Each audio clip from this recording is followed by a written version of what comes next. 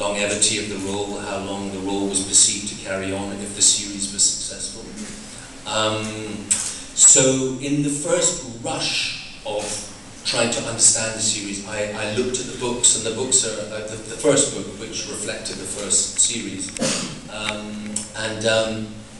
it's very happily laid out, because you know the character names chapter, the heading chapters, and so it was very easy to flick through the bits you weren't in and look at the bits you were in.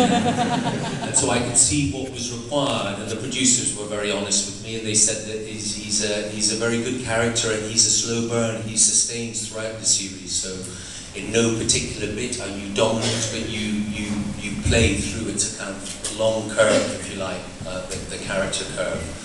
And that was attractive. And so the truth is, I read the first book, and then after that I stopped reading them.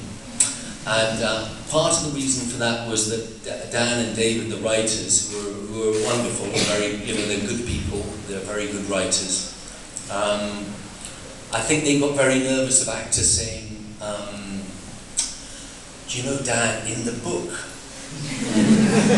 this happened, so I was wondering why, wouldn't it be good if I did that, because that's in the book, is kind of the last thing that they want to hear, because they've had those debates with each other, and you have to, by necessity, concertina the storylines into 10 episodic, and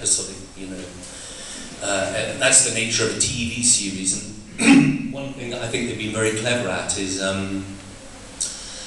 keeping on board the people who were very passionate about the books, but they brought a lot of new people to the series. So I was given an excuse not to read them, and it's good to treat them as screenplays as an actor. That's what we do all the time. You don't, I think for certain characters it would be more useful maybe to read the background knowledge, but it can play with your mind and be unhelpful. I think once you've got the role and you know the kind of outline of it, then I like to just treat the scenes for the scenes, and you have to be careful. A scene that could take 2 pages in a screenplay could take 5 pages of a book full of all this incidental detail, and if you're not careful you can try and perform that incidental detail and you just end up looking like you've got a headache.